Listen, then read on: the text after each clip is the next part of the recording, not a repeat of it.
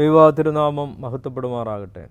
കർത്താവിനാൽ അനുഗ്രഹിക്കപ്പെട്ട ദൈവജനമേ, ദൈവസന്നിധിയിൽ വിശുദ്ധ നോമ്പിലൂടെ നാം കടന്നു പോവുകയാണ്. ഈ പുണ്യദിനങ്ങൾ നമ്മുടെ ജീവിതത്തെ ദൈവികമായ അനുഭവങ്ങളിൽ സമ്പന്നമാക്കട്ടെ എന്ന് പ്രാർത്ഥിക്കുന്നു.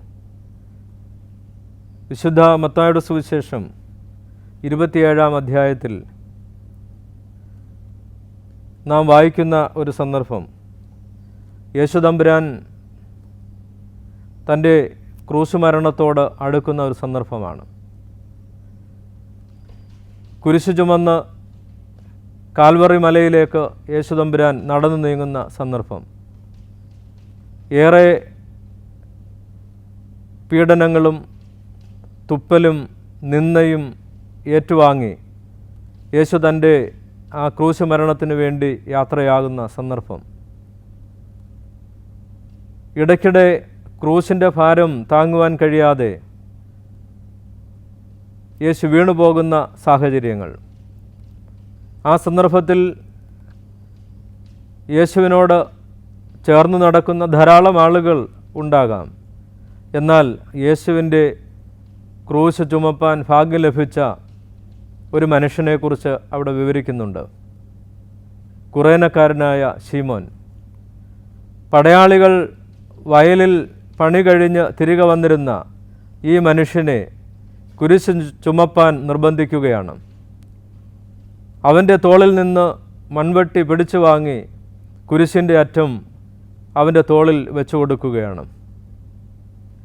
അവൻ ഒന്നും അറിയാത്തവനായി, എന്താണ് സംഭവിക്കുന്നതെന്നോ എന്താണ് ഇവിടെ നടക്കുന്നതെന്നോ ഒന്നും അറിയാത്തവനായി അവൻ കുരിശും ചുമന്നുകൊണ്ട് കാൽവറിയുടെ മുകളിലേക്ക് നടന്നു.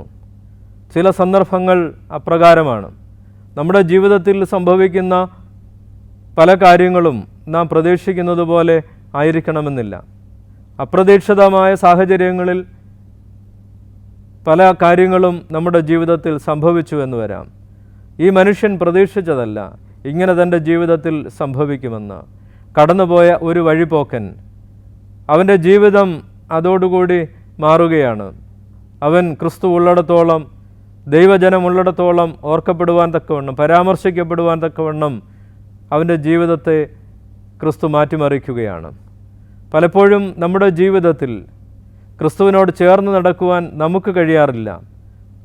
നാം സ്നേഹിച്ച ധാരാളം ആളുകൾ നമ്മോടൊപ്പമുണ്ട്. നാം കരുതിയ ധാരാളം ആളുകൾ നമ്മോടൊപ്പമുണ്ട്. നാം സഹായിച്ച ധാരാളം ആളുകൾ പലപ്പോഴും നമ്മോടൊപ്പമുണ്ട്. എന്നാൽ ജീവിതത്തിൽ ഒരു പ്രതിസന്ധി വരുമ്പോൾ എത്ര പേർ നമ്മോടൊപ്പം നമ്മെ സഹായിക്കുവാൻ ഉണ്ടാകുമെന്നുള്ളതാണ്. ക്രിസ്തുവിനെ സംബന്ധിച്ചും ക്രിസ്തുവിനോടൊപ്പമായിരുന്ന ക്രിസ്തുവിൻ്റെ ശിഷ്യന്മാരുണ്ട്. ക്രിസ്തു സൗഖ്യം കൊടുത്ത അനേകം ആളുകളുണ്ട്. ക്രിസ്തുവിൽ നിന്ന് അപ്പം വാങ്ങി ഭക്ഷിച്ച ധാരാളം ആളുകളുണ്ട്. ഇങ്ങനെ വലിയൊരു സമൂഹമാണ് ക്രിസ്തുവിനോടൊപ്പം എപ്പോഴും ഉണ്ടായിരുന്നത്. ആ ഒപ്പമുണ്ടായിരുന്ന ജനസമൂഹമൊന്നും ക്രിസ്തുവിൻ്റെ പീഡാനുഭവത്തിൻ്റെ സന്ദർഭത്തിൽ അവന് സഹായമായി എത്തിച്ചേരുന്നില്ല എന്നുള്ളതാണ്. ആ കുരിശിൻ്റെ ചുവട്ടിൽ ഏതാനും സ്ത്രീകളല്ലാതെ മറ്റാരെയും നമുക്ക് കാണുവാനായിട്ട് സാധിക്കുന്നില്ല. ആരാണ് അവനോട് കരുണ കാണിച്ചത്? ആരും കരുണ കാണിക്കുവാൻ, അവൻ്റെ പീഡാനുഭവത്തിൻ്റെ നാളുകളിൽ അവനോട് ചേർന്ന് നിൽക്കുവാൻ ആരും തുനിയുന്നില്ല എന്നുള്ളതാണ്.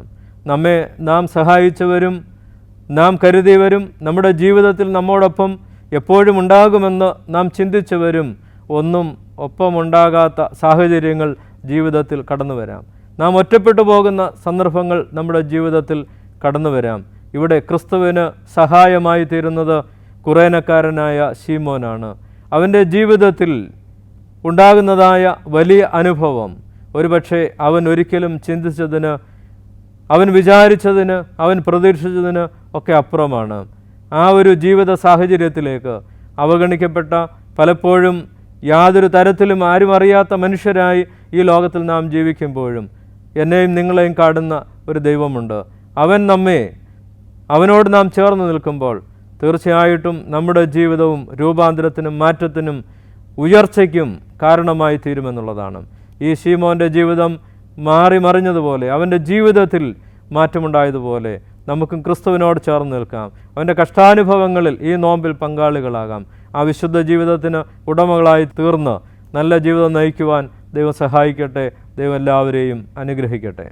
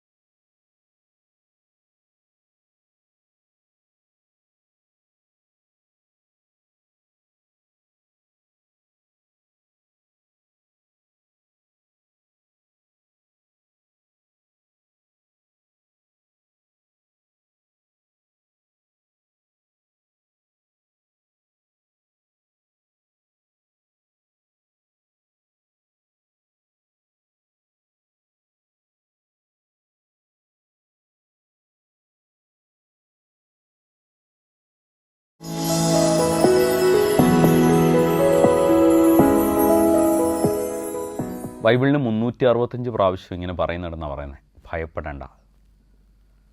ഭയപ്പെടേണ്ട, ഞാൻ നിൻ്റെ കൂടെയുണ്ട്. ചിലപ്പോഴെങ്കിലും ഈ ഭയപ്പെടേണ്ട എന്ന് പറയുന്ന വാക്ക് ഒരു ഉപദേശം അല്ലെങ്കിൽ ആശ്വാസം എന്നതിനേക്കാൾ ഒരു കൽപ്പനയാണ്. ശക്തനും ധീരനുമായിരിക്കണമെന്ന് ഞാൻ നിങ്ങളോട് പറഞ്ഞിട്ടില്ലേ? എന്നാൽ ബൈബിളിൽ ചിലപ്പോഴെങ്കിലും നമുക്ക് തോന്നും ഒരേ സമയം ഭയപ്പെടണമെന്നും ഭയപ്പെടേണ്ടെന്നും ബൈബിൾ പറഞ്ഞിട്ടുണ്ടെന്ന്.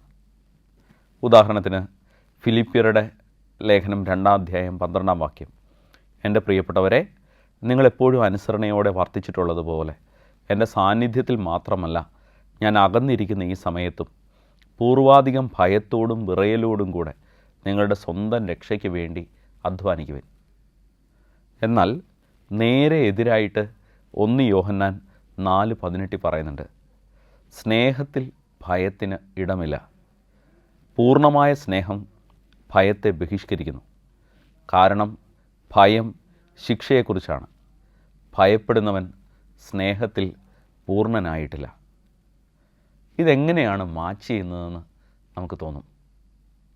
ഒരിടത്ത് ഭയപ്പെടണം എന്നും വേറൊരിടത്ത് ഭയപ്പെടേണ്ടെന്നും ദൈവം എന്താ പറയുന്നത്? ഉത്തരം ഇതാണ്. എൻ്റെ ആത്മീയ പിതാവ് പറഞ്ഞു തന്ന ഉത്തരം ഇതാണ്. ഒരു ക്രിസ്റ്റൽ പാത്രം ലക്ഷങ്ങൾ വരെയുള്ള പാത്രം 10 വയസ്സുള്ള ഒരു കുട്ടിയുടെ കയ്യിൽ കൊടുത്തിട്ട് പറയാം, അവൻ അടുത്ത മുറിയിൽ കൊണ്ടുപോയി വയ്ക്കുക. അവൻ ഭയത്തോടെയാണ് അത് കൊണ്ടുപോകുന്നത്. അവൻ ക്രിസ്റ്റൽ പാത്രത്തിനെ ഭയപ്പെടുന്നില്ല. അവൻ ഭയപ്പെടുന്നത് എൻ്റെ കയ്യിൽ നിന്ന് ഇത് വീണ് പൊട്ടിപ്പോകുമോ എന്നതാണ്. ഇതുപോലെ ദൈവത്തെ അല്ല നമ്മൾ ഭയപ്പെടുക. അവൻ 2 കൈയും നീട്ടി ഓടി വന്ന് എന്നെ കെട്ടിപ്പിടിക്കുന്ന ദൈവം. പക്ഷേ ഞാൻ പേടിക്കണം, ഇത്ര വലിയ രക്ഷയെ ഞാൻ അവഗണിച്ച് കളയുമോ എന്ന്. ഇത്ര വലിയൊരു സ്നേഹത്തോട് ഞാൻ മൂത്ത പുത്രനെ പോലെ മറുതലിക്കുമോ എന്ന്. ഇത്ര വലിയൊരു കാരുണ്യത്തോട് ഞാൻ യൂദാസിനെ പോലെ ഒറ്റിക്കൊടുക്കുമോ എന്ന്. ഇത്ര വലിയ ഒരു കരുതലിനെ ഞാൻ തള്ളിപ്പറയുമോ എന്ന്. പ്രിയപ്പെട്ടവരെ, ഈ ഒരു ഭയമാണ് ക്രിസ്തുവിനോട് ചേർന്ന് നിൽക്കാൻ നമ്മളെ പ്രേരിപ്പിക്കുക. വചനം പറയുന്നു, നിങ്ങൾ ദൈവത്തോട് ചേർന്ന് നിൽക്കുവിൻ, അവിടുന്ന് നിങ്ങളോടും ചേർന്ന് നിൽക്കും.